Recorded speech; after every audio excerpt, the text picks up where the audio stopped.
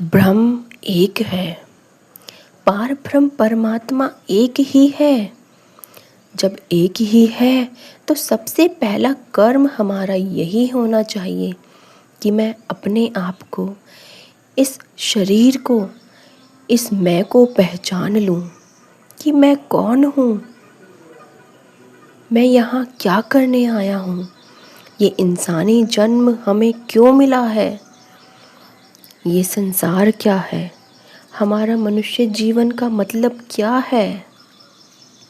अगर हमें पार ब्रह्म परमात्मा के बारे में जानना है तो एक गुरु के अलावा हमें कोई नहीं समझा सकता, क्योंकि इस गुरु के ज्ञान से ही हमें अपने जीवन की समझ हो सकती है, इस पार ब्रह्म परमात्मा की समझ हो सकती है, क्योंकि गुरु के ज्ञान से ही ये जीवन में सुधार आ सकता है। दासी एक कहानी का सहारा लेगी। एक शहर में बहुत अमीर आदमी कहीं जा रहा था। बहुत सारे साधन, घर बार, गाड़ियाँ थी उसके पास। कहीं जाते समय उसकी गाड़ी खराब हो जाती है। अब समय की भी पाबंदी की, वहाँ समय पर पहुँचना था, तो साधन के रूप में वहाँ एक व्यक्ति अपनी रिक्शा लेकर खड़ा था।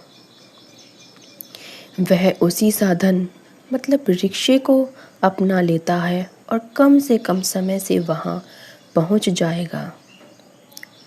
रिक्शे में सवार व्यक्ति यही सोच रहा है कि इतनी सारी गाड़ियाँ थी पर कहीं जाने के काम नहीं आई। उस धूप में एक गीत की पंक्ति गुनगुनाते हुए मौज में रिक्शा चलाते हुए उसे मंजिल तक ले गया। उस व्यक्ति के मन में आया कि इस रिक्शे वाले ने इतना सहयोग किया, मुझे समय पर पहुंचाया, इसको कुछ इनाम दिया जाए। इनाम के तौर पर अपने घर बुलाकर भोजन खिलाया और तोहफा भी दिया। यह सब करते हुए वो रिक्शे वाला उस समय भी वही गीत गुनगुनाता रहा। उसका स्वभाव उस इंसान को अच्छा लगा और वह बोला, रिक्शा छोड़िए, आप हमारे यहाँ पर नौकरी पर आ जाइए। आपको एक घर भी मैं खरीद कर दे दूँगा, फिर आप उसी में रहना। रिक्शा वाला वही व्यक्ति फिर वही गीत गुनगुनाते हुए रिक्शा चालक अपनी पूरी दिनचर्या करता रहा। एक दिन मालिक के ख्याल में आया कि चाहे परिस्थिति गरीबी से अमीरी की हो गई, तब भी रिक्शे वाले की शक्ल पर वैसी ही शांति है। यह वही गीत गाता रहता है, कोई भी मन में उतार चढ़ाव नहीं लाता। अब परिस्थिति फिर से बदल जाए तो देखते हैं कि यह कैसे पेश आता है। उसने अचानक से बोल दिया कि आपको नौकरी से निकाल दिया जाता है।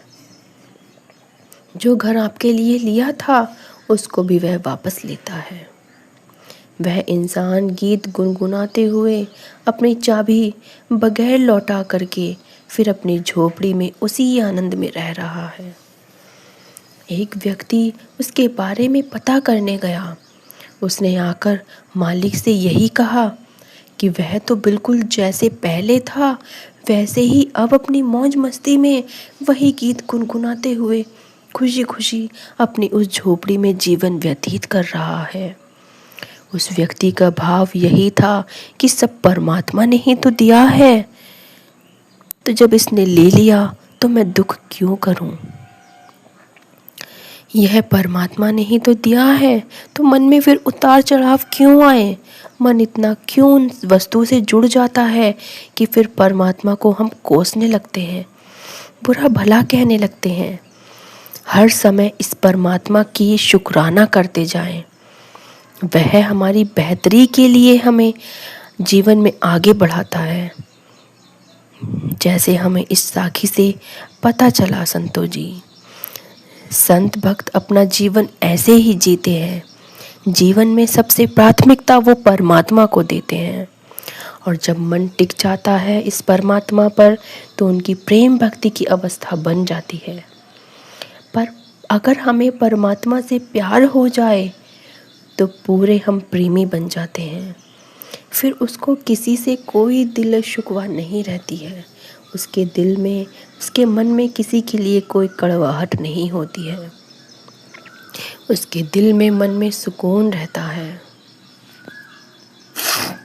इसी प्रकार से संतो जी, सतगुरु माता सुदीक्षा महाराज जी ने जो हमें ब्रह्म ज्ञान की दात बख्शी है, उसका लख लख शुक्राना करते हुए उसके ज्ञान के अनुसार हम अपने जीवन में चलते चले जाएं और सतगुरु माता जी जिस चरण में हमें चाहती हैं, जैसा हमें बनाना चाहती हैं।